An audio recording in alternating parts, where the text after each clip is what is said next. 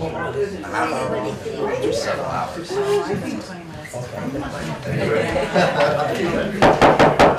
the Newport City Council meeting to order for Monday, January 9th, 2017, 6:30 p.m. City Council room. All members of the council are present. I was James Johnson, clerk treasurer. Sorry, Mr. Vincent is absent. That's right, he's visiting family in Maine. And Laura Dogan, our city manager, is present. The second item is to approve the minutes of December 9th. Your break?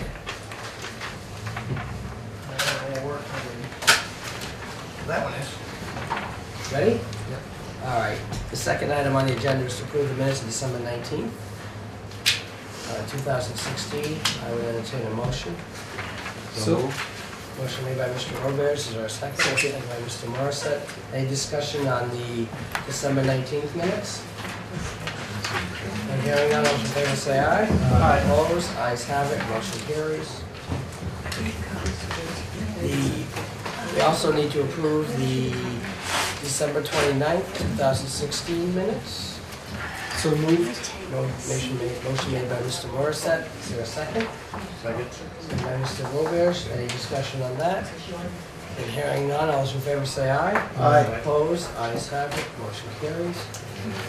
And the final of that part is to approve the minutes of January 4th.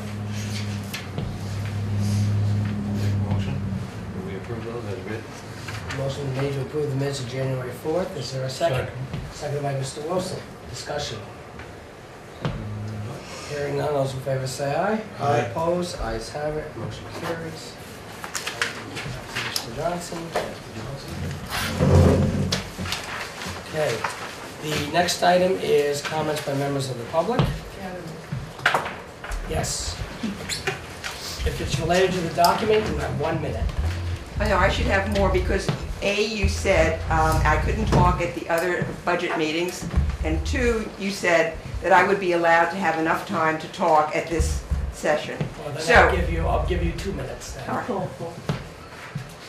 I wanted to talk about some of the things that had been suggested by either the town clerk or city council members.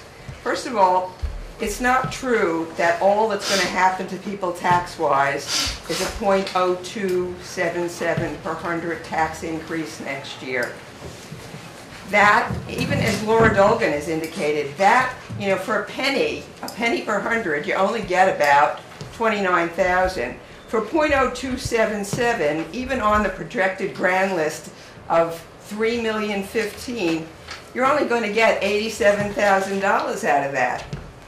So where's the increase coming from? And you've got a budget increase of $691,210, 22% over last year. So where's the extra money, which is about $600,000 coming from? Well, it comes because you're hoping that the reassessed values of our homes will go up $51 million, or 19.4%. And if you multiply that, the $51 million that you're hoping for, by the 1.17 from last year as the rate, there it is, $603,797. I'm off by about $150 on that calculation, and that's probably just because nobody took it out to the 4th decimal. So for every $10,000 increase in people's assessments, their municipal tax rate is going up the 1.17 plus that little bit of .0277 for a total of 1.2064 times 10,000. That's $121 for every $10,000 in reassessment. And we already said that what is going to happen is that if you have a $100,000 house, they're probably going to reassess you or try to reassess you at almost $120,000. So your municipal tax is going to go up to something like $242. And that's not even covering how much damage you're going to experience from the school tax increase, which is related to the property reassessment. And let's face it, the only place that property increases are going to occur are not from the fact that you've got more properties around that have been added to the grand list, but off the properties that you already have. And when Jim Johnson says, you know, some values are going to go down and some values are going to go up, you tell me how many values can go down if you guys want $50 million added to the grand list. And then there's a myth as well that property tax adjustments are going to pay for this. Well, let's for a lot of it, because a lot of people are going to get a property tax adjustment. Well, what does that mean? Who pays for the property tax adjustment? The state pays for the property tax adjustment. And who funds the state? Our property, our income tax and business income tax. So what I'm suggesting is there's going to be a rude awakening if our assessments come after the vote and people don't get a chance to say no at the time of the vote on your 22% increase in the budget. And in addition, if you're not transparent about the way that ballot looks, I want a copy of it. I want it early. I want to send it down to the Secretary of State, Jim Condos, because he's come up and given us a lecture on transparency. And if that question to the voters is not transparent and doesn't indicate the 22% increase and doesn't indicate what's going to happen to their property taxes, then I want him to know how transparent or lack of transparency Newport City is being. So I want that copy of the way the vote's going to look, of the way the ballot's going to look really early so I can get it down to him. So if changes need to be made, he can tell you about it. Thank you. Okay, thank you. Any other comments? Okay. We'll move on to the regular meeting. Thank you. The next item is the Methadone clinic presentation by Jason Goldie, Regional Director of Operations for BAART. Jason's been the director for, well, he's been with the company 2 years and director in Newport and St. J for the first 2 years.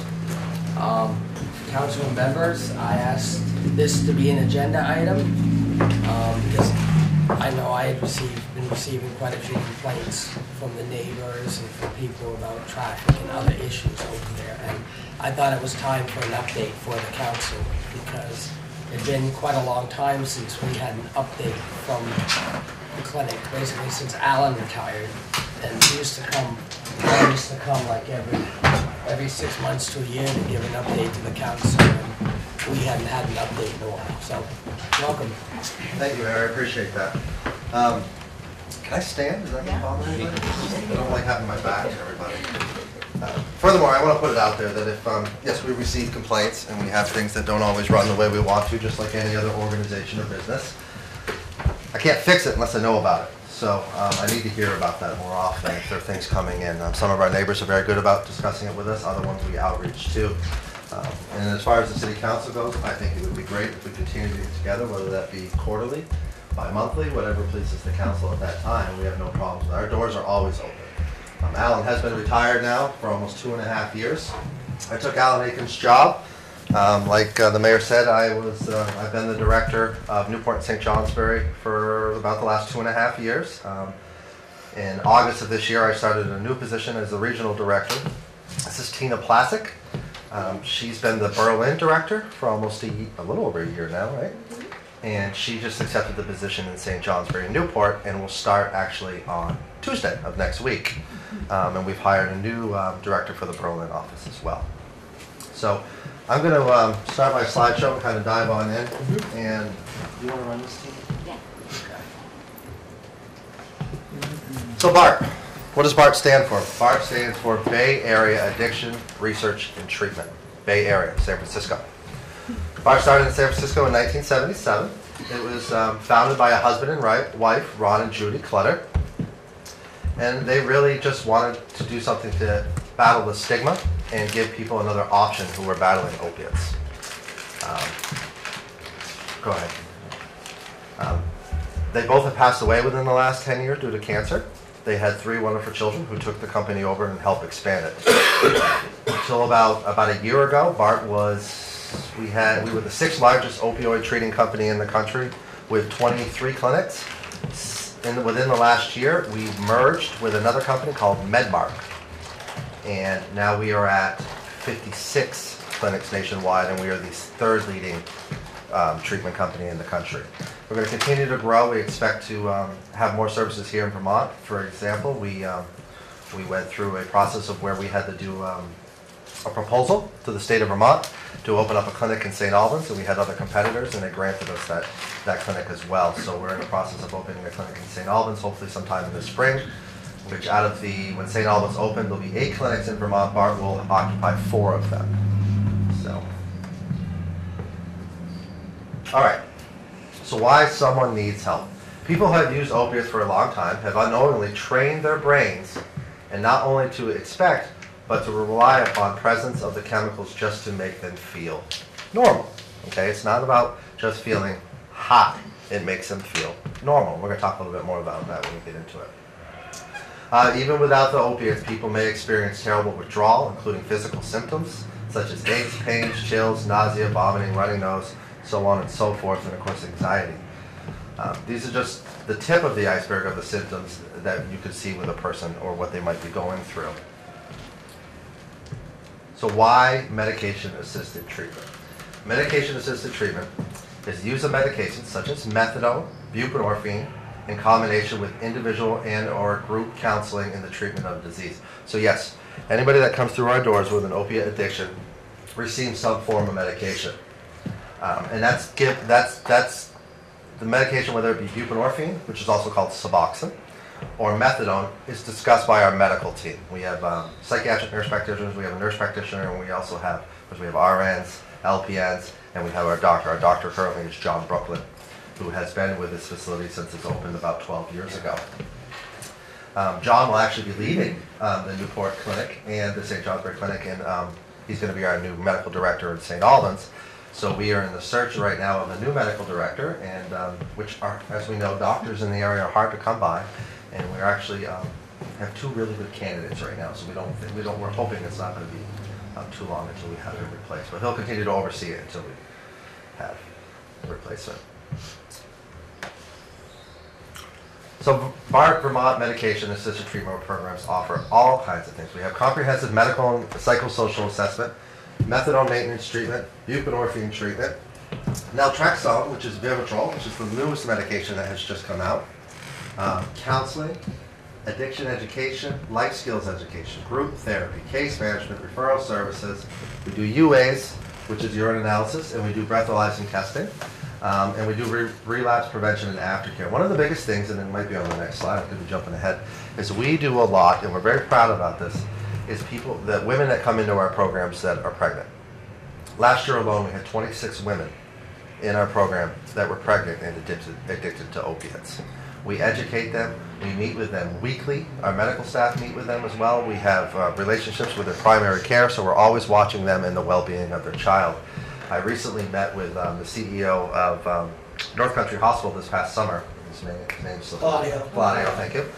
And he asked me, what else can we do? There's 2 things that we really needed from the community, especially the hospital at that time. What was happening was any opiate-addicted mom that came into our program would have to get her services from UVM Medical, Fletcher Allen, the old Fletcher Allen, because North Country Hospital at that time was not equipped to, when a woman brings a child into this world that may be having some opiate withdrawal, they were not equipped to treat the child. So what would happen is the mother would go all over to Burlington for all her appointments. But what happens when mom goes into labor? Where do you go when you go into labor? You go to the closest hospital, right? Claudio got this. He understood this. But until this recent change, the mother and the child would have to be taken by ambulance all the way over to Fletcher Allen or UVM Medical School, whatever, I can't remember the name of the school, the new hospital. to get treatment. And I will tell you, meeting with some of the EMTs and the people that did those transports, it was not a pretty ride. And it's no way for a baby to come into this world. North Country Hospital has done a great job. They have changed that. And now when a mother comes in that has an opiate problem, they keep them all right here, which is one of the other big problems that we have in the Newport area, not just Newport, but Derby, all up through here, anywhere north of St. Johnsbury, is we don't have enough spoke providers. And what I mean by spoke providers is, a few years ago, Vermont came out with a model which is called the hub and spoke. Look at a bicycle wheel, the hub's in the middle, right? That's BAART. All the spokes are all the people that work with our patients as well. Doctor's office, DCF, economic services, schools, those are all spokes. If a patient comes to us and is put on methadone, they stay with BAART until they complete their treatment, and we taper them off methadone at a slow rate so they don't need any kind of medication assisted. If they come in and we put them on buprenorphine or Suboxone, okay? Now, there's small differences with each medication. We're not going to dive into that. I will tell you this, that methadone looks like cough syrup. Ours is cherry flavored. You drink it, down the hatch, it's gone. Suboxone is a film strip, and you put it underneath your tongue. And for me, it might dissolve in 2 minutes. For someone else, it could take 5 minutes. But any primary care provider can prescribe Suboxone for treatment for opiates. Currently, right now, north of St. Johnsbury, there is only 2 doctors in the area that provides Suboxone. To a total of 34 patients. I probably have 60 patients that I could refer out right now to other doctors in the area, because what the difference is, you go to a doctor, you get a prescription for Suboxone. They can write it for 2 weeks or for a month. We don't do that at our place.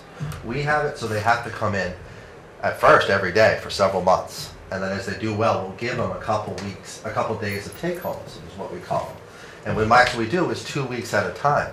But people that are doing well, that have a full-time job, that are paying their bills, that are taking care of their family, are not using any other drugs, they don't need those wraparound services. So we like to refer them out to doctors. In this area, we have a lack of doctors prescribing. So that's been it's disappointing for us, because our numbers would actually be lower if we could refer some of the patients out. And with that, not only what we're trying to put on these doctors as well is, we're not just going to give you a patient that's got a history of using opiates. We're also going to provide you an RN, and we're also going to provide you a licensed case management to help you deal with the patient's needs and make sure that all the requirements are getting met. So those are some of the little things that are going on in Newport. So, methadone. Methadone blocks the receptors in the brain that are affected by opioids. Okay? Reduces or eliminates the drug cravings and harsh withdrawal symptoms that are often triggers for a patient's relapse. Effects from one single dose of methadone usually last between 24 and 36 hours, and therefore most patients benefit from a single daily dose. Success rates are much higher for those who participate in a longer-term methadone maintenance program rather than short-term detox. People always ask me, what's the success rate? What is the success rate? Well, it's different for everybody, and it will always be that way, and it should always be that way. And the reason that I say that is we get patients that come in, and after 6 months, they're not using any other drugs, not using heroin or any other kind of opiate, and they come in and they say, you know what? I don't even want to be on methadone anymore. So what we'll do is we have 2 kinds of tapers that we do. And the taper is, say someone was on methadone of 80 milligrams methadone a day, which is about our average. We would wean them down so much a week, so they can get them down to 0. They don't need it at all anymore. For some people that goes over several weeks. Some people want it over several months. Some people come in and say the same thing, I want to be off methadone, but I don't want to know how much you're lowering me every day, because when it gets down to such a low number, it's mind over matter at that time. I always tell this story about a gentleman that we served in the same day. Came to us for a couple of years. Came in one day and said, you know, Mr. Gogan, I want to give this a shot. I think I'm ready. So we weaned him off. He got off all medication. And we said, that's it. If you need anything else, you know, give us a call. We'll follow up with you. He goes, well, I've got a problem. We said, well, what is that? And he goes, I need to come here every day. So well, why do you need to come here every day? The routine and the structure worked for this gentleman. So what he did for exactly 1 year to the day is he would pull up, look inside our window, see our security, wave, and then drive off. And it worked for him, and he did it 1 year to the day. So that's why we have, well, we'll get to that. That's why we have a lot of traffic in and out of our facility, which we're going to talk more about and how we're trying to work on that. But our patients, they depend on us. Our patients can't go to most primary cares because they've already burned that bridge. If they don't make it with us, there is nowhere else for them to go except back to the street. So people always ask me, how, this person keeps testing positive for heroin, this person's now using cocaine. Why don't you just kick them out on the street? I can't expect everybody to come through our door to be totally abstinent. That is the goal, to be abstinent, except for the medication that we give them. But even, people dealing with alcoholics, the average relapse 6 times in their life. The same is true with us. So we have to try to work with them. Do we have to let people go? Yes, we do. We have a couple of medications that can't be mixed with ours, such as one of them, big one, is alcohol. Alcohol and our medications mixed can be deadly. Some benzos that can be mixed as well, such as like Ritalin, things like that. So we have to keep an eye on that. And at some point, we do have to draw the line and say, you need to stop drinking. If you, or you need to go to rehab for 2 weeks, and then we'll try it again. We try to come up with alternatives. I'm a firm believer. I don't say this in front of my bosses very often. Luckily, I don't see them very often either. I don't care if they come to us or not. If there was more primary care providers, let them go. Just get the help that you need. I am a firm believer that there is not just one path to recovery. There are lots of different paths in this world. We all find our own. Same is true for this. So we look outside the box as well. I'm jumping way ahead on that, Tina. Yes, But you are. that's okay. Can you actually go ahead a slide or two? One more. Okay, so what does treatment look like for us? Every patient that comes in gets a full medical exam. History is done. Clinical assessment and orientation, daily monitored medication dispensing. And what that means is there's a nurse that gives them the medication, slides it underneath the glass just like you're going to some banks, not all banks. They get the medication, they drink it, down, they're allowed to leave. If they're on Suboxone or buprenorphine, which is that film strip I was talking about, they put it underneath their tongue, they show our nurse, they turn around, they walk out, glass open door, and there's a security guard sitting on the other end. Now, security guard's a little rough, more of a real nice friendly person is what I like to call them. And they go out and sit there and they monitor them until that medication is melted in their mouth. And then they're allowed to leave. So this didn't happen until about 1.5 years ago. Before that, we were allowed to just give it to them, they put it underneath their tongue, and they were allowed to leave. But then we found out that people were misusing it and doing things with it they shouldn't have done. So overnight, the state said you need to have security, literally overnight security. Starting next week, you need to have someone monitor them, which changed things for us. 1, parking, people not coming in and out as much, people have to wait longer. And 2, space, we needed more space. We always need more space. Luckily, the building we have is big enough where we've been able to add on. So it changed things drastically for us when we had to actually observe it, but we understand that. We do random urine drug screens, which is beneficial for the patient as well. Case management for other areas of need. We're not just there for counseling. We can help you with economic services, getting your health insurance, whatever the case may be. We're a big believer. Counselor is critical. And if you look at the research, it shows at the end of the day, it's not the medication that comes from the counselor. Stability with dose and other aspects of life can result in take-home medication privileges. So real quickly on that, someone comes through our door. The first 90 days that a patient comes through our doors, they have to come every single day. 7 days a week, every single day, to get their medication. After those 90 days, if they've shown up every day, if their UAs are only coming back positive for the medication that we give them, they're meeting with a counselor on a regular basis, and something that my doctor and I put in there, which we very much believe in, what are you doing with your time? If you're disabled, what are you doing with your time? If you're not working, why aren't you working? Why aren't you finding a job? If you're a stay-at-home parent, what are you doing with time? We want you to do something productive with your time, because when our patients are just sitting at home doing nothing, being depressed about the unpaid bills or whatever's going on, what are they going to think about doing? Using. So we ask them to be productive. If at that point, after 90 days, they've done all these things, they're in good standing with us, we'll give them one take-home. So one take-home, 1 day's worth of medication. So on Friday, Jimmy comes in and takes his medication in front of the nurse. she slides him a medication for Saturday, which he then puts in a locked box and then carries back out to his car. He's allowed to leave and he doesn't have to come in on Saturday. And then it's another 90 days until they can get 2. And so on and so forth. Most we typically do is 13 days, because on that 14th day they'll come in. So people ask me, well, now they have 13 days worth of medication. How do you know they're using it or taking it as prescribed? We do what other doctor's offices don't do, and we do what is called a callback. On day 5, I'll call up Jimmy and say, Jimmy, you need to bring all of your empty containers in, all your full containers in. We're going to examine them, make sure they haven't been tampered with, sold, those type of things. It's something that we're starting with the doctor's offices that we do work in. It's just because they've been doing well for so long and they have a script for 30 days. We still want to check up on them and make sure they're doing okay. I have my mother is God bless her, has been on a lot of medications her not entire life, but after I was born, she had some kind of some stomach problems, and they did the same type of thing with her. They said, bring all your medications as we want to look at it. She walked in, she felt like a criminal, and I said, well, Mom, that's just the day and age that we live in, unfortunately, so we have to keep after this stuff. So, next slide, please. Oh, can I add something about the medication? Yeah. Yeah. So one of the common misconceptions is that people who are on our medication are high or who are impaired. As long as they're taking the medication as we prescribe them and they're not using anything else, they should look like you and I. They're able to drive, they're able to go to work.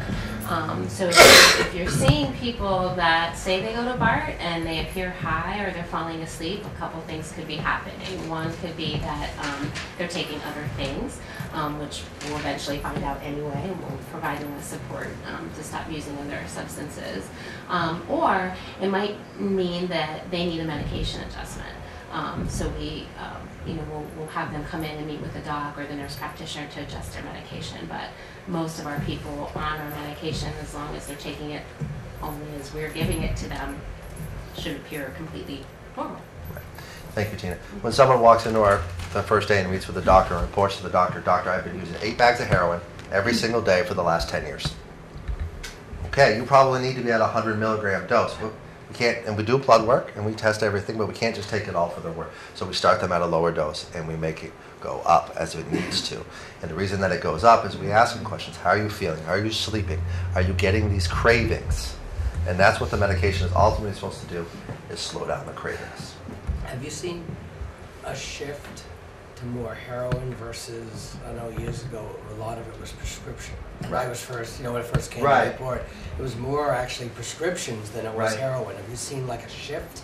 It's happening, and the reason for it is 2 reasons. One, 10, 12 years ago, the FDA was saying, hey, we have medication to treat pain. We have non-addicting medication to treat pain.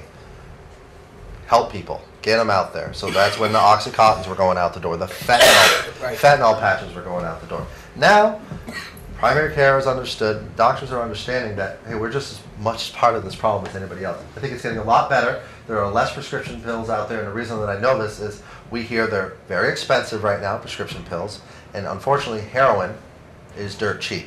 Mm-hmm. It's night and day difference right now. So I do think it's getting a lot better.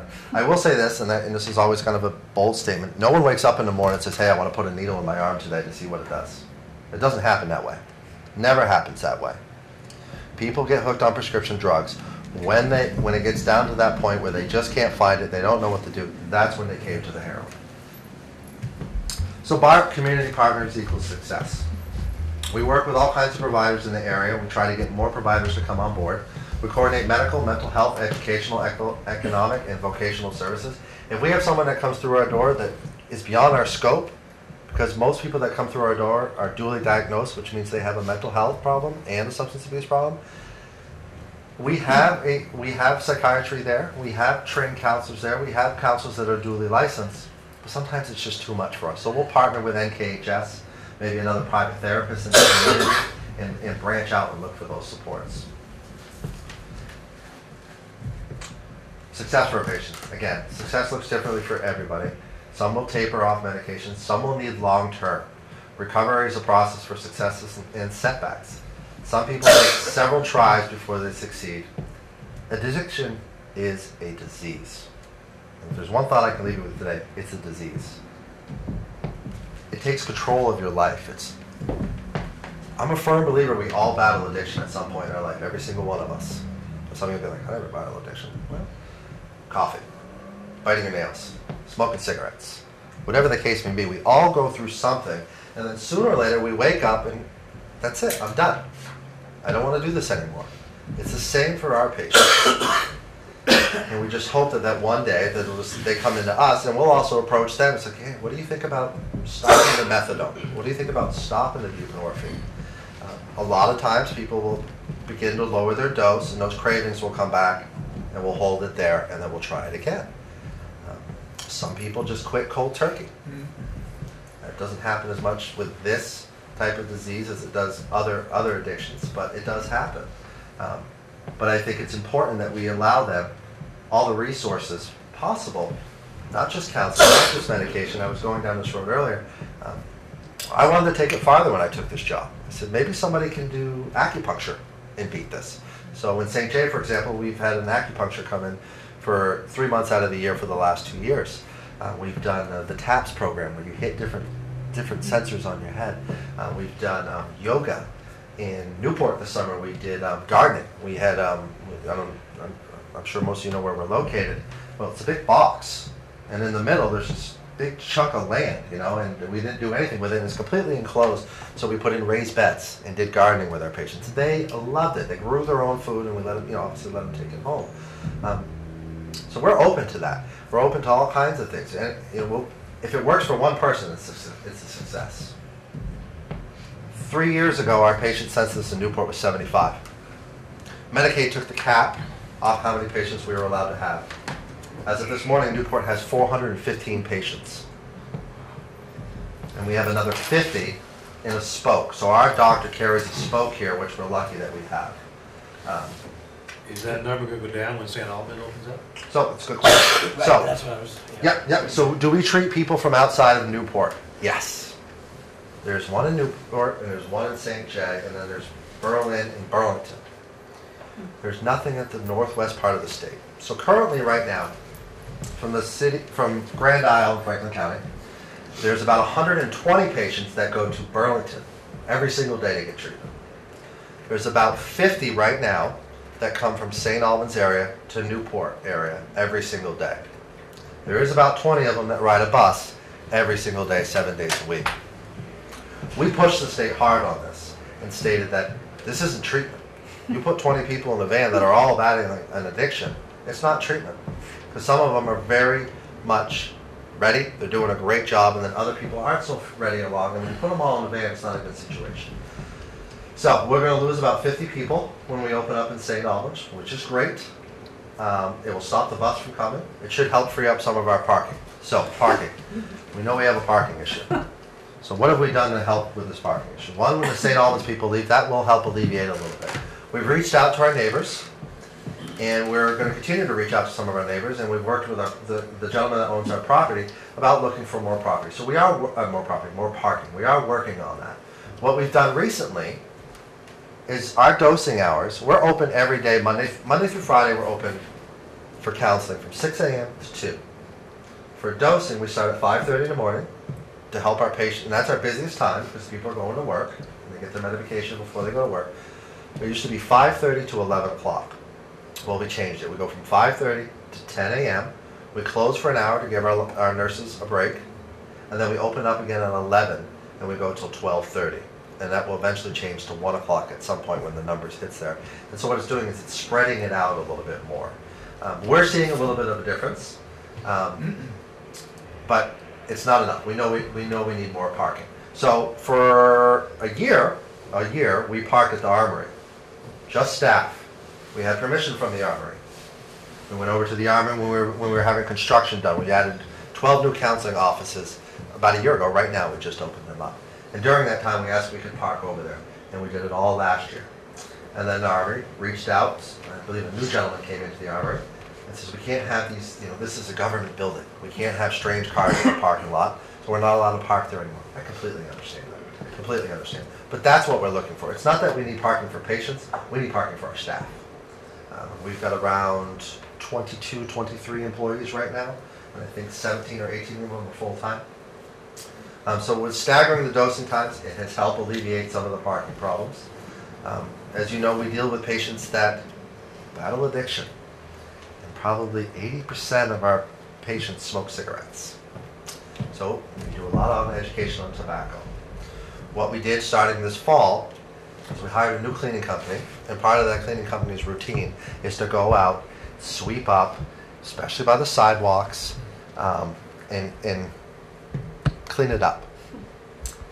The problem that I have with our patients is when they leave our facility, if they're on foot, I can't control what they're doing up inside and down the street.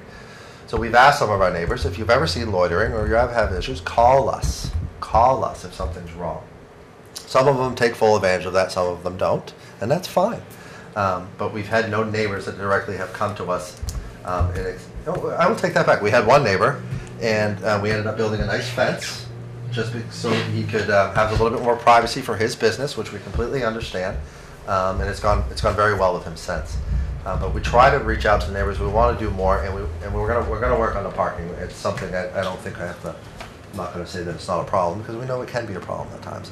But I think alleviating the St. Albans, expanding our hours should help tremendously. I could go on all day. I do these all over the country now, and but is there anything else you're looking for? No, that was good. Jason, are you for profit, non-profit? We are for profit. You're for profit. Yep. Does medical insurance cover some of those costs? Or Covers all of it. Covers all? Covers all. So currently we take Medicaid. We're just going to start being able to bill, hopefully within the next year, Medicare. We take Blue Cross Blue Shield. We take MVP. And we're working on Cigna right now as well. But I will say this, just so you have an idea. If a patient is put on methadone and they come in and they don't have insurance, we have a sliding scale. One, we have a certain amount of slots from the state that they'll cover for us anyways if they don't have insurance. And if not, some people come in and they have insurance and they don't want us to bill their insurance because they're private people and they have a little bit of shame, unfortunately, and we work with it. And the stigma is out there. I think the stigma is getting better. You can't run from this. I mean, this is everywhere. It's all over the country. So we have sliding scale, slidings, and I think at the lowest rate is I think it's $72 a week, and all your medication and counseling is covered. So it's we don't have very many self-pays. I would say about 97% of it is insurance. Sure. Yeah. Sure. Medicaid or something. Yep. Yeah. Good. Any other questions from council members? No, this is very good. Nice to have an update. It's a service that's needed because when it first started, there were people going from this area all the way to Greenville, Mass. That's if I right. remember right. Yep. And I guess so it's filling a need, and unfortunately, an unfortunate need. It'd be nice if you went bankrupt. No, getting out. No, we Tenfold, trust me. It's one of those things that unfortunately the whole country has the issue. Well, and just so you know, Vermont is seen as one of the foremost states attacking this problem. Other states look to us to, model after what we do here.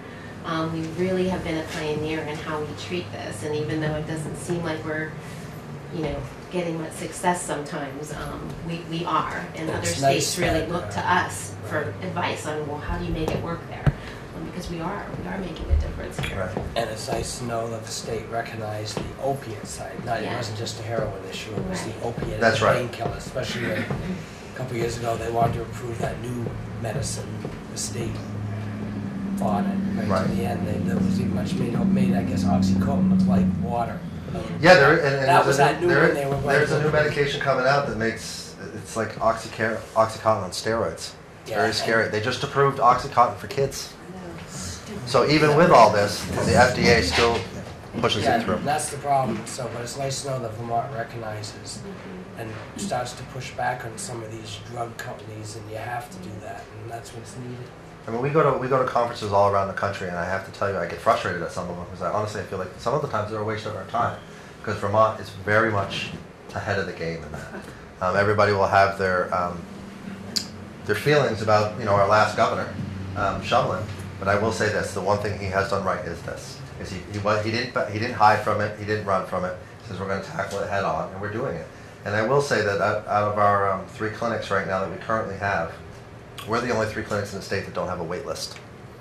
And the reason we do that is not because it has nothing to do with money. Our money doesn't change by if I go from 400 to 500 people. We all get the same money. The nonprofits, profits, we all get the same money. I'm sure they all do too, but I like to think our heart's real big. And when I know that someone comes in, I went into that office 3 weeks ago and I walked in and there was 3 kids sitting in my lobby. And I looked at the council and I said, they're kids. They're kids. They're all 19 years old. They're all bawling because they didn't know what they were going to do next. I make an emphasis on our counselors. They're young. They don't need to rely on our medication for the rest of their lives. Let's get them in. Let's treat them. Let's get them off this, get them off everything else, and get them back into the community where they can be full functioning adults. Again, these are all people. It's somebody's mom, it's somebody's dad, it's somebody's brother, it's somebody's kid. It's the nurse that treated you at the hospital. It's the teacher that's teaching your kids. It's the postman. It's the person mowing your lawn. It's the guy taking out your trash. They're all people, and they just stumbled down. This drug has no barriers whatsoever. We have low income, we have wealthy. If you have a back surgery or you have cancer, you're going to be placed on these medications. And I am a firm believer that there is a time and place for these medications, for some of them. But at the end of the day, I also ask, whatever happened to Tylenol? Whatever happened to ibuprofen? Whatever happened to taking 2 of these and calling it in the morning? Right. It's more education. One thing, Jason, though, that what you said is true. I mean, if we can save one person, it's worth everything. Right. You know, Right. to hear the numbers. When does St. Albans open up? St. Albans was going to open up in the spring. Okay. When we originally got the grant to do it, Yeah. the goal was January 1. Yeah. Unfortunately, we just bought a beautiful property over there and we couldn't close on it until December 31st. Oh. And we just purchased the Knights of Columbus in, on South Main Street in St. Albans. It's a really nice facility.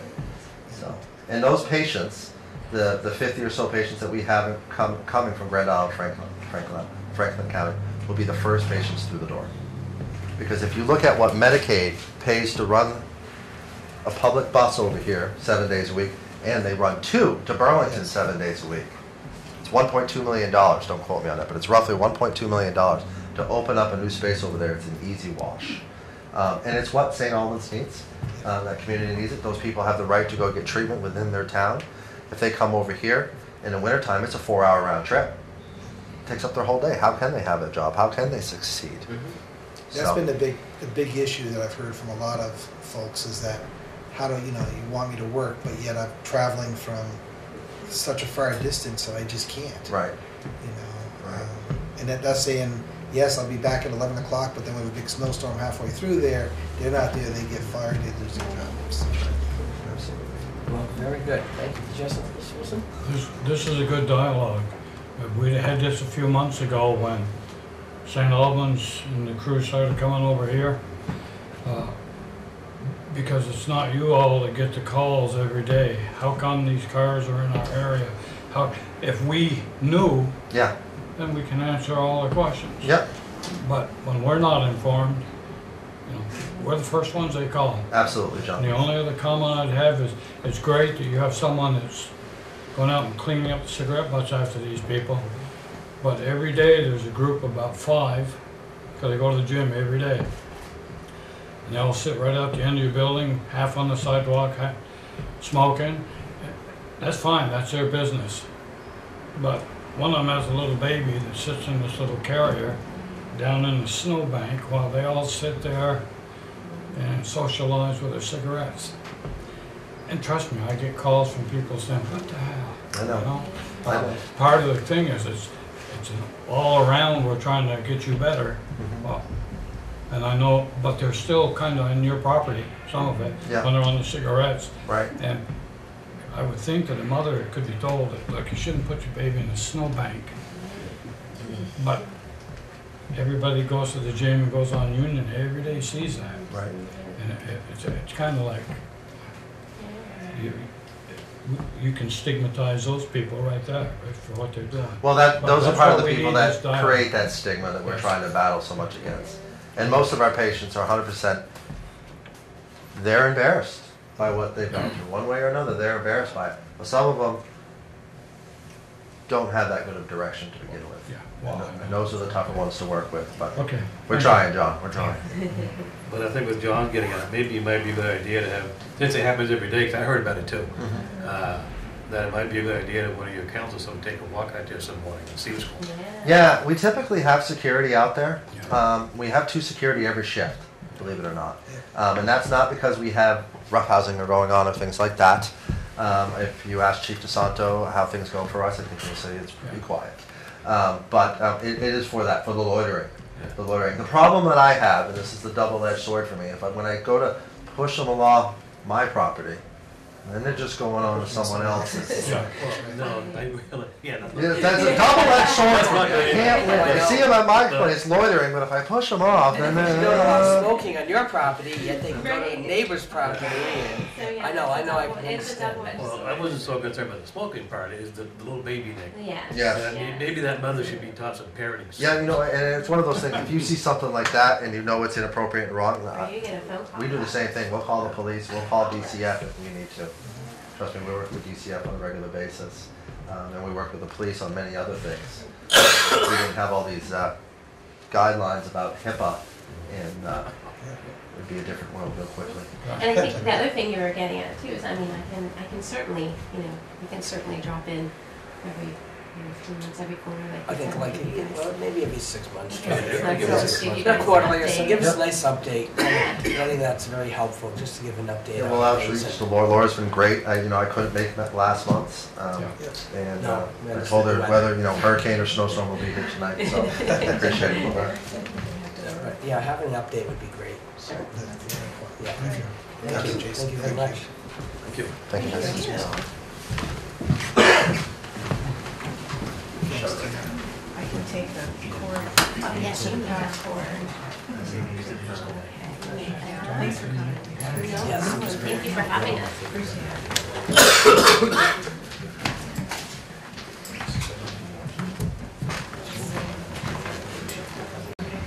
Okay, ready to move on? Just gotta get this thing.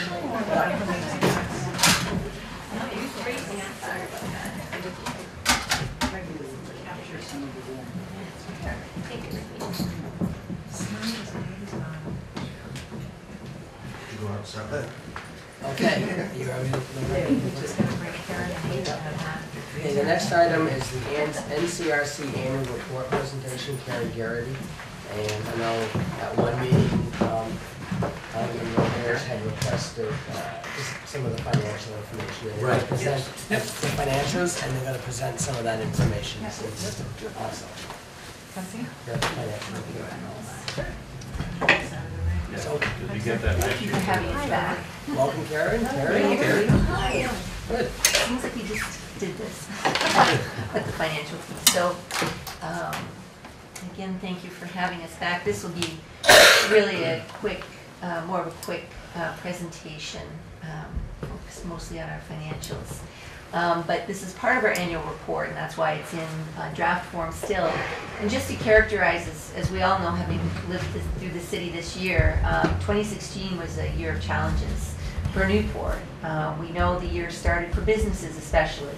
So the year began with a weak Canadian dollar. It was only 69 cents on the dollar, and that impacted our cross-border traffic. It impacted all of the shopping that the Canadians would normally do, gas to groceries to restaurants and retail. So that was the first sort of tough start to the year. Then we had record low snowfall. We had rain, warm weather, so there was really a negligible winter. And businesses that relied on that sort of winter traffic were hit hard, as well as businesses relying on, snow removal services, for example, it was very tough for them. So we saw in 2016 also the largest Walmart in the state of Vermont opened up a few miles down the road from us, and businesses definitely expressed concerns about not only direct competition, but about things like employee retention. And finally, of course, aside from these challenges, I think we'll all remember 2016 for the spectacular and complete collapse of our long-promised EB5 developments for Newport. So we ended, as we've discussed in the last few weeks, with a budget from the city that is significantly higher than previous budgets. And we know, as we discussed and the mayor has discussed, that we have one of the highest tax rates in the state. And that's in part due to the fact that we're primarily a service economy. that generates little to no tax revenue. So 2017, where do we go from here? There's no question that our future relies on the health of our businesses. We need businesses to create jobs, to lower the taxes, and provide growth for our community.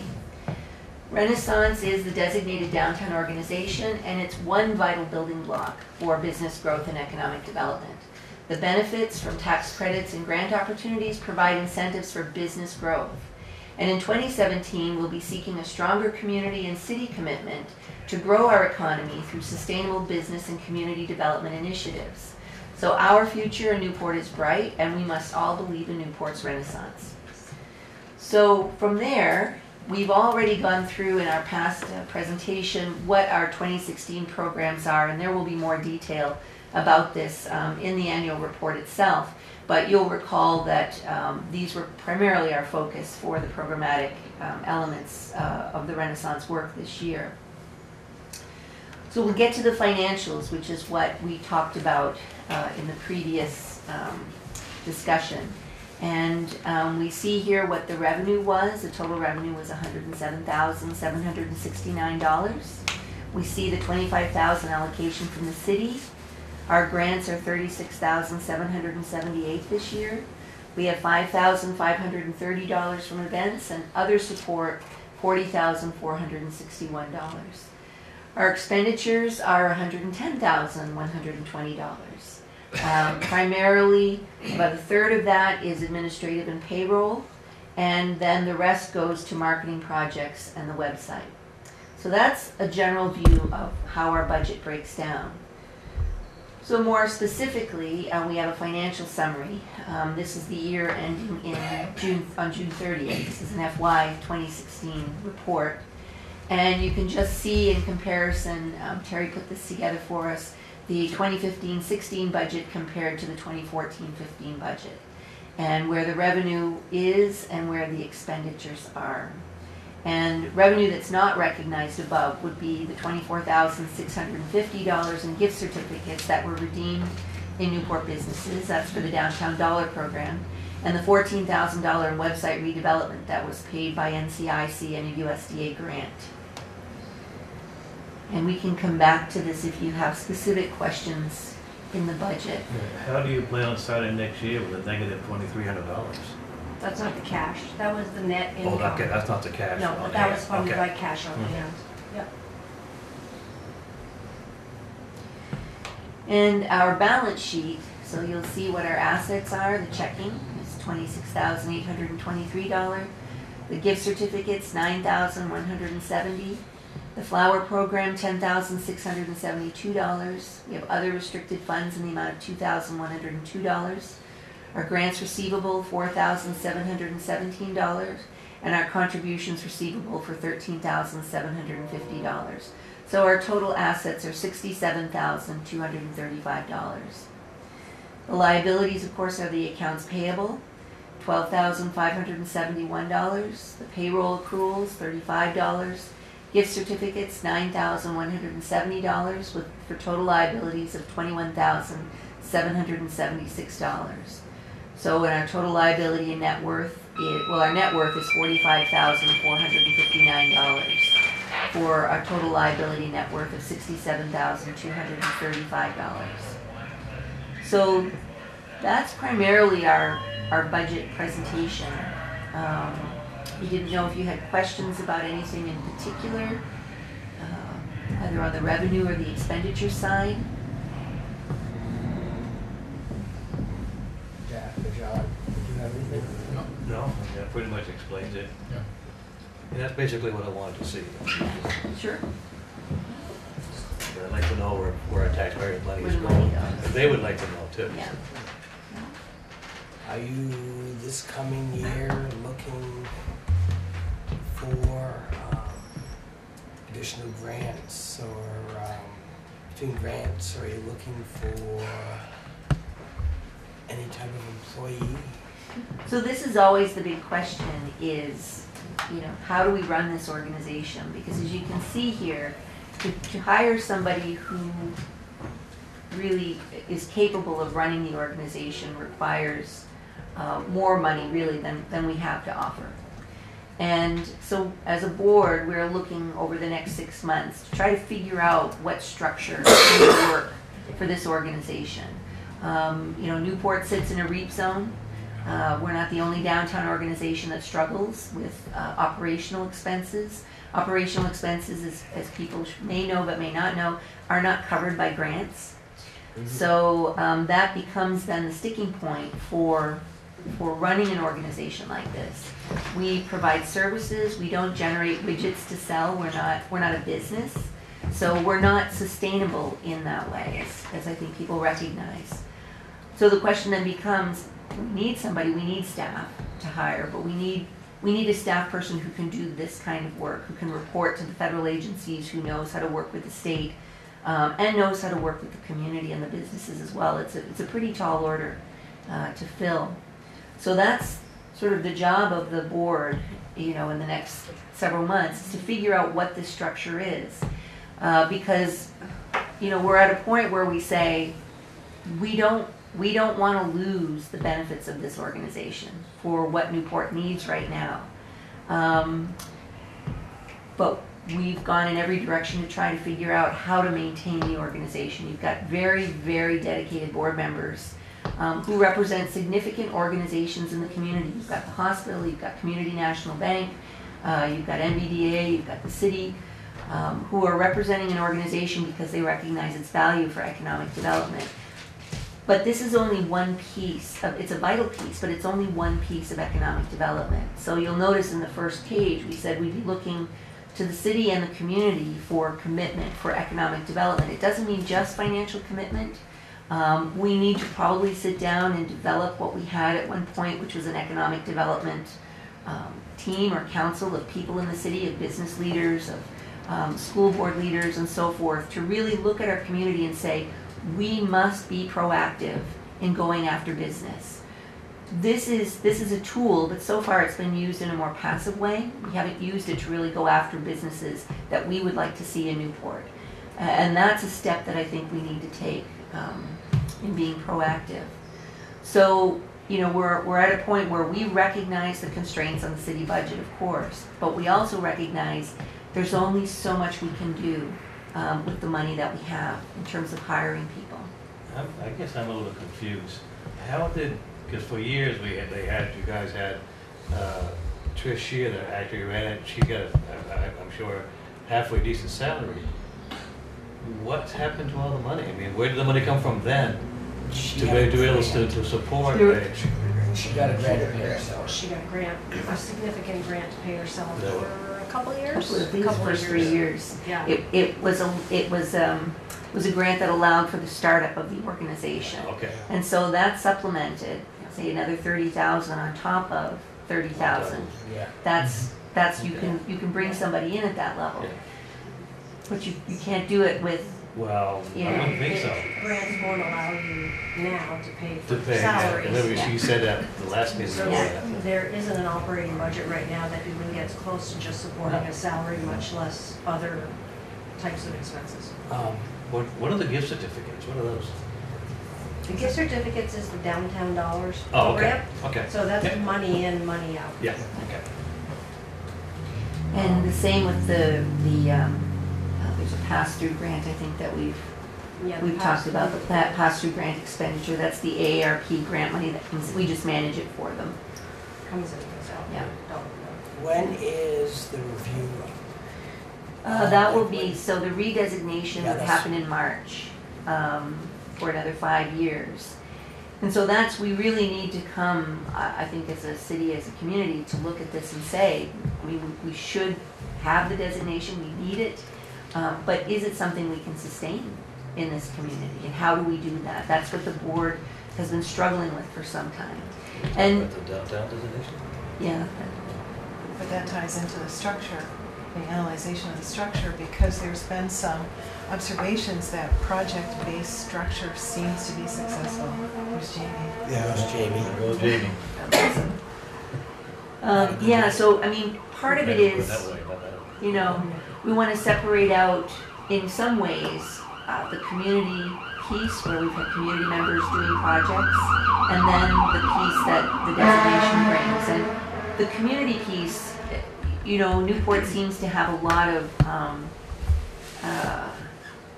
say this nicely, sometimes playing in the sandbox together doesn't always work very well. We have a lot of people butting heads in these committees, and it actually, it unravels the organization. We have people who simply for sport take pot shots at the organization just to do it.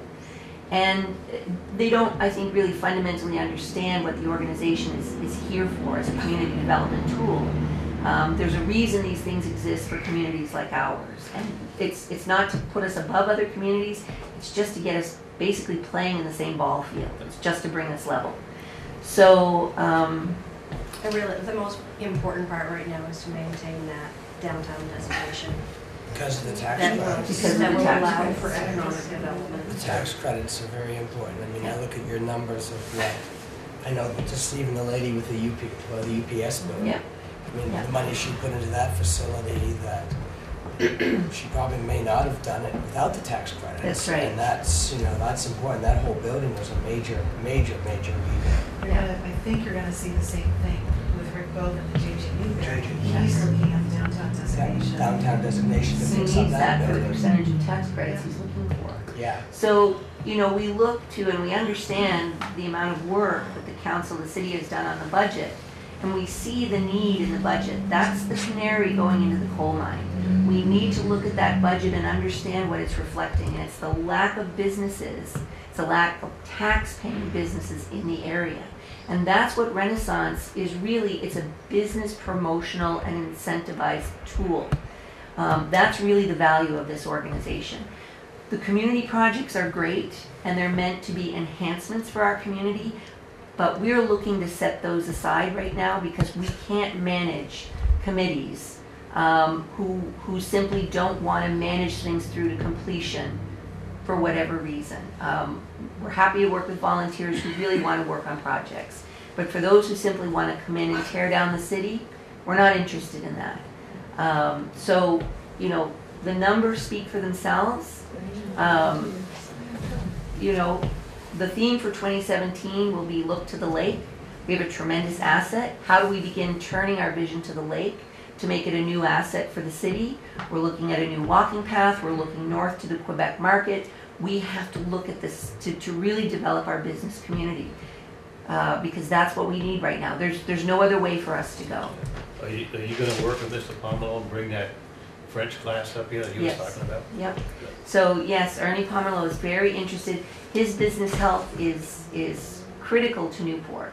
As we said at the last meeting, Vista brings 10,000 people a week to downtown Newport. If we lose that store, and there's no sense that we will, but if that store goes out, you might be able to bring in another retail, but not a retail that will draw 10,000 people a week into that space. So there are some critical anchors in our community that we lose, and there are incentives we need to keep promoting to bring business into the community. But we can't continue to do it in just a passive way. We have to then set up a committee and do a pitch packet and really actively go out and get businesses coming into Newport. And so that's really, you know, that's what the board is working on right now. That's got to be our focus. So we're happy to, but I think you'll see from our budget, we're doing a lot with what we've got. But we can always use more support, not just from the city, Yeah. you know. Because we did not cut you out of our budget. Exactly. We left you alone. Yep, no, and we recognize that. Right. Yep, and we appreciate that. In So, fact, it wasn't even discussed at all, No. as no, far as cutting. It No. was never given. no, we recognize that the council sees the value in the organization itself. And it's the city designation. The city has applied for the designation. That comes originally from the city's application. And so that was determined back in 2006 or 7. City applied for the designation, received the designation, and now we really need the designation. We've always needed it, but we need it more now. Now, Yeah. in March, when they come to do the review, do you have any kind of feeling how that's gonna go? Because I know in the past, they really looked at the committee structure, Yeah. they looked at, We have Things like enough, that. we certainly have enough projects that were completed, we have enough grant funded projects that were completed, enough activities over the last 5 years. I don't have any worries about receiving that designation. The question is going to come on our future sustainability, because they're going to look at the numbers you're looking at and say, how is this possible? How have you been functioning all this time without an executive director? That's the question. And the answer simply is, you've had board members like Terry, like Claudio, like Rob Hodgkins, who have worked weekly, night after night, who have worked weekly to keep this organization going, all volunteer time. I mean, the commitment has been tremendous. So that's all unseen work, and people do it because they believe in the value of the community. But we are at a point where we have to make a decision.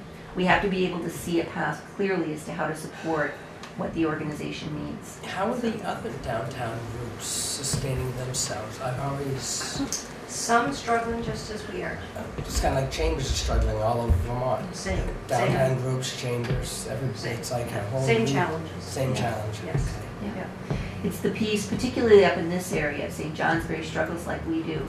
Larger communities like Burlington and Waterbury, they have more of a business base to draw from. We don't have that. Businesses give what they can, or they support in ways in which they can. But we have a few wells in the community, and everybody goes to the same well. But it's not ultimately a sustainable way of running an organization. And even coming, not that we mind coming every year to give a report, but the fact that the Renaissance budget is in question every year, the $25,000 from the city, makes it difficult to say, to hire somebody to say, well, there will be at least that money in the budget for the coming year. That's something that's just, it just makes sustainability tough. It makes people ask, why isn't it just an investment?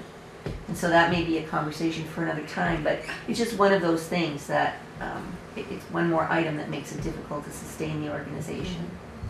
Okay. So. Yeah, it's not that I was questioning your budget. I just like to see numbers. When I give somebody some, I want to see. I want some accountability. Yeah. That's all it was. Absolutely. And this is just perfectly what I'm looking for. We're the same way. We had $5,000 allocated for an event. We're required to get receipts because the money was coming from a federal grant. Of that $5,000, only $700 and some odd were spent. So we're not going to give out $5,000 if they only spent $700. But we can check that right against the receipts. Yeah. So no, thankfully we have Terry. We have a system of checks and balances with our accounting firm. So no, we're always happy to come and show you what we got. Yeah. Carrie, how long have we left on the REAP for the REAP? The REAP zone, I think, is 2018. So only a couple more years. Yeah, and so I think you'll see some changes there, but I think you'll see it's full. Go on. Yeah. USDA is positioning itself, I think, well to continue with that program. It's much needed. It's much needed up here. Yeah. So we thank you for your time. Thank Very you. good. Thank All right. Thank you. Thanks.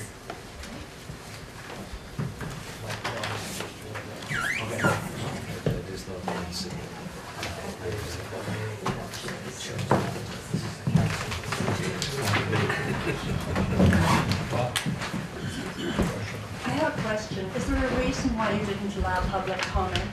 Why this was only a presentation for the council? Because this is the Particularly as Newport you've got City several Council people meeting. in this group who were members of the design committee who were actively involved with Renaissance. You blew us off. Why? Because this is the Newport City Council meeting, and they were requested to come to present the financials to the city council. And that is what they we, did. the citizens who pay the money, have no voice. This is the council's meeting. This- I allow we public are the comment in the public. We are beginning of the citizens. meeting. That is so disrespectful. Well, that's the way I'm running the meetings now, because Congratulations, that is so disrespectful. Well, there was a vote taken by this council that said that it would go back to the old system and allow us to make comments during Or the ask meeting. questions. You can't change that without a city council vote. the mayor can run the meeting according to Robert's Rules of Order. and that Did you is have how I do agreement it. from your council members? You asked them to vote last time on which way they wanted to do it. Did they wanted to do it the fair way and have us make comments during the meeting, or did they want to go with your decision and you let the council decide, and the council voted to let us make comments during the meeting? and ask questions during the meeting. You can't change that without a vote of the council. Well, that's how I'm running the meeting this evening. And you had several people in this room who have participated regularly with NCRC. You blew us off. How is that okay? And why is it that the three of you who are sitting there as council members are not making any comment? Why is it that John Wilson is not even looking at us, and nor is Jacques Robert? Why not? He runs the meeting, I don't. You voted for us to be able to make comments and Right. ask questions during the meeting, as we had done traditionally all along. You voted for that, so did Neil, and so did John Wilson. And I'm fairly sure so did Steve Vincent. I think it was a unanimous vote. The mayor did not have to vote on it because 4 of you voted that we were allowed to make comments and ask questions during the meeting. I can get I can get that in many different ways and prove it to you, but you all remember it. I don't have to prove it to you. But it's still his choice who he's gonna call. I did point out that you raised your hand and he said he saw He you. blew it off.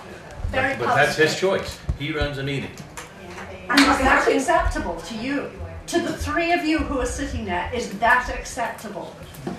You are Not really, elected but it's by his the choice. public. It's his choice. It's That his is the choice. issue.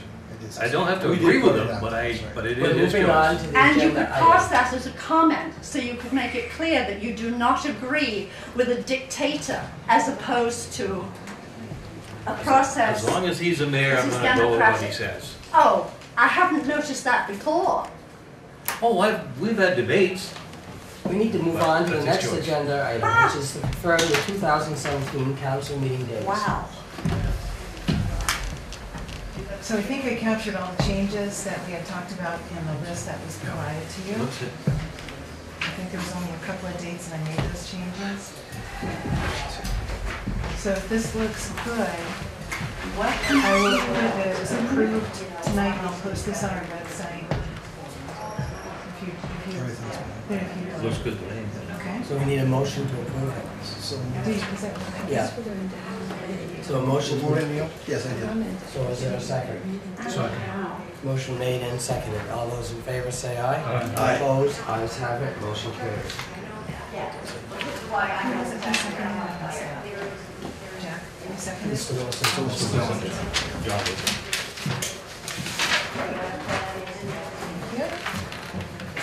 Mr. Johnson, new business. No. Mr. Wilson.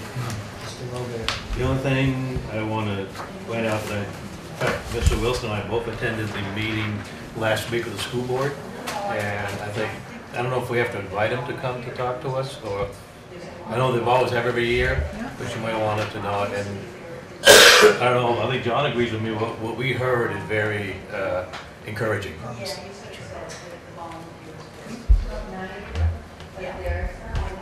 Usually we have them come to present Right. their final budget. Exactly, yeah. I don't know, did we invite them, or they just come on their own? No, usually they do a presentation. They do, yeah. We kind of reminded them. They usually come and do a presentation to the council of their budget. Right, yeah. But I don't know how the procedure is, if we invite them, or they call I'll make us. sure. Just, Elaine is so. I'm not there she's so anymore. busy. I'm not there anymore to remind them. Okay. Anything else? yes, you did. The chairman of the board? Oh, that was for me. But not her budget, And but she then did you that. that into you, Okay. Any other new business? No, that's all I But you've had. got to have it Mr. in. Morris, I didn't talk about Laura? coming here. Just a couple of quick things. Ice Castle begins this weekend, 10 o'clock. Anybody can stop by. What's The that? Ice Castle, they start to build that this weekend. Oh, Be some great photo opportunities if you want to stop by. They're gonna have some food, like fare, if anybody would like to have fun with that, dress warm. They're also gonna have it next Saturday as well, and they're building a smaller ice castle this year than they did the last time they had that. This came in late Friday after we had done the agenda from David White. This is an opportunity to contribute to a consortium of towns who might be interested in increasing the cap that has been placed upon tax increment financing communities. The city of Newport used to have what's called a TIF. It was used for, I believe, the expansion of the helmet factory. Well, it was actually to create that entire industrial park. Okay. Newport had some success with it. I know that there was a little bit of controversy and oversight of the program. If memory serves me, there were 9 communities who achieved the status of the TIF. I'm just going to scroll down here. Just find where it was, right here. And John put a lot of work into the TIF. The accountability was a lot, almost daily massaging for the TIF, at least the way it was run back then. We met our obligation, the city of Newport, we met all the criteria. We had no reason to keep our TIF open. We filed all the paperwork and closed it in October of 2015. Hindsight's always 2020. In April of 2016 is when we learned about the EB5 situation. Now it could be potentially a tool for us to look at again. However, what I want the council to know is that the letter that I sent to you is a description from a consultant who is, I think he was responsible for bringing the TIF to at least 4 communities in Vermont many years ago. And he has talked to a number of communities in Vermont under today's circumstances and believes that there's opportunity to reinvigorate the TIF or to raise the cap so that more communities can take advantage of it. He is suggesting that if the 6 communities all pitched in $5,000, he would become essentially a lobbyist with the legislature to help achieve that status again. And you know, it's an opportunity. At the same time, I think this came in quickly. The council may have some questions before they decide whether or not they want to participate in We something have like this as an agenda item, Yep, because I want to do some homework on this yep. myself. The TIF, when it was originally set up, worked like it was supposed to. Then the state came in and changed the rules, and that was basically what happened to the TIF. And then they said we owed them all this back money that we didn't technically, original TIF was for infrastructure improvements, and that's how we created that industrial park that allowed the helmet factory and the other businesses to go in there. They paid for the infrastructure basically, and then how many years ago was it? 5 when that whole thing started, John? Well, no, with the state, when they came in and said we owed them all this money. They said there was money owed. No, they said we owed about $140,000. Right. Because the education portion was never put into. Calculated in. For years, we thought we were calculating it right. Yeah. In the beginning, they thought we were calculating it right. And in the end, they said we were calculating it wrong. And we But owed them money, and we held But on to see, that it money was for the our years interpretation. because we were fighting with Milton to see if they're gonna Right. give them their That's right. debt Yeah. that they owed. Because if they did that, set I precedent. don't know if they did or not, but they did forgive ours. They forgave the No, Elton, they didn't. No, they didn't forgive ours, and they didn't. but they took care of Elton and then stuck it to us. Yeah, What if did- we gave Milton $1 million, they wouldn't forgive us for 140. 145. But basically, that's what happened to the whole TIF. I mean, it started out working like it was supposed to. But because it came in just today, I mean, we It's a- had some time to sort of It's work on it. big. The other thing I'd like to Because suggest. I can tell you right now, the legislature, I don't think they want to create any more TIFs right now. My gut feeling, but Right. Well, it says they've capped them, so. they have. That's what I'm saying, and I know we all of us mayors have talked about the TIFs quite extensively at our meetings, and. Has there been a change or a shift in perspective with Governor Scott, because he's so economically development oriented? And I think that's one of the things that they're thinking about exploring with him, because it does have a, let's say, a refreshing stance on the subject. So what I'd like to suggest is I put this on our next regular meeting and maybe invite Dave Snedeker from NVDA, because he's quite knowledgeable on the TIF subject as well, and that might expand our perspective a little. Because I know they've used it to help with development, and St. Albans used it big time in their downtown. which really helped them revitalize their downtown. And so I think having Dave come and maybe just give an overview and talk about it. Well, by then, maybe you'll have a feel of where Governor Scott's gonna be talking, because again, this is all kind of brand new for him. Right. The other thing is, there may be a regional approach instead of just one community approach, you know, and maybe Dave could enlighten us on that perspective as well. Well, I think Okay. that's a good way to handle it. Okay. Great, will do. That's all I had for new business, thank you. Okay. Mr. Johnson.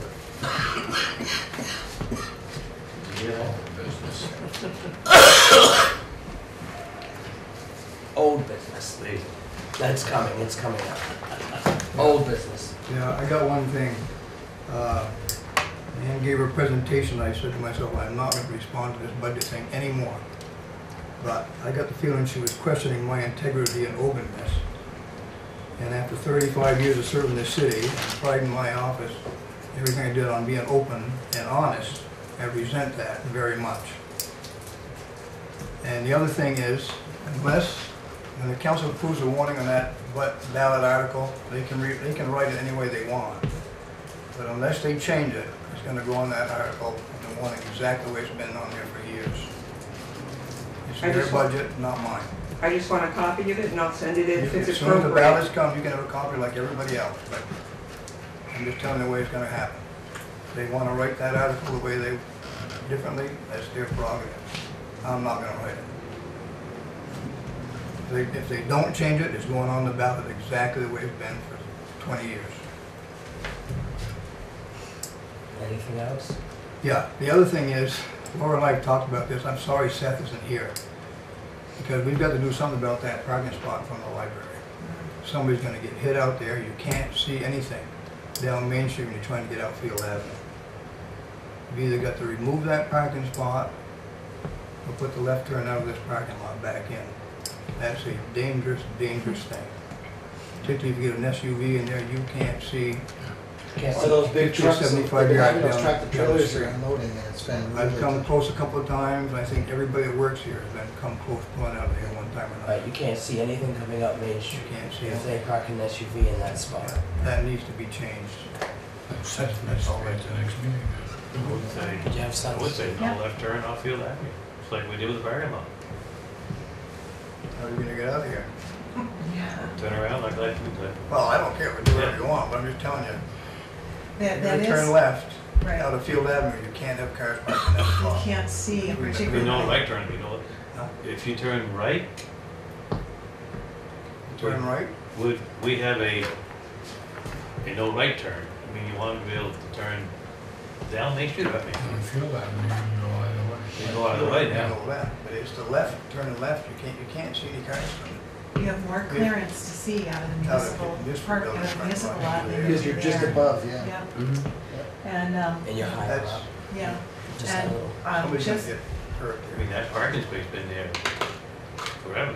I know, before you. Why is it an issue now? Because we always was able to turn left right out of this parking lot Everybody's too. coming out of this parking lot. And you had a little bit more view down the street. But now we pushed it up to go left. That's right, John's right. But I Coming out of think here, you can see we it, need coming out of Chief there. We'll have DeSanto something. here to. We'll just have Seth come to the next meeting. and explain the other pros thing and cons. is, remember the traffic study that you approved NVDA to do with Doug Martin? He's gonna include that, but that's not expected back until next summer, and I think we need a more immediate response in the I meantime. think so. Yeah. I mean, if you're coming out of there, if there's a truck there, you have to pull out into traffic to see if they come up the street. Somebody, they were unloading for, to bring some stuff into Natural Foods and Tractor Trailer was. And somebody just pulled out and just Yeah. got there. Just now? No, this last week. I was here after I visited. Yeah. Okay, Well, there's an SUV parked there every day, you can't see down there. right, You can't see okay. down So we'll have Seth at the next Yeah. meeting. there. That's all. Mr. Wilson, old business, Mr. Robert, Almost like- anything? Then the next council meeting will be January 23rd, 6:30 PM here in the council room. Yeah, and Centennial Planning? Centennial Planning meeting will be January 23rd at 5:30 Yeah. PM. We'll do the 5:30 meeting, then we'll go into our regular meeting. It's great, we should have a Are good we one. gonna, We should really advertise that. And we need, Planning meeting or something, 'cause we gotta get some people here. We only got a year now. we need a motion to adjourn at 7:56. So, Motion made, is there a second? Seconded, all in favor say aye. Aye. Opposed, we're adjourned.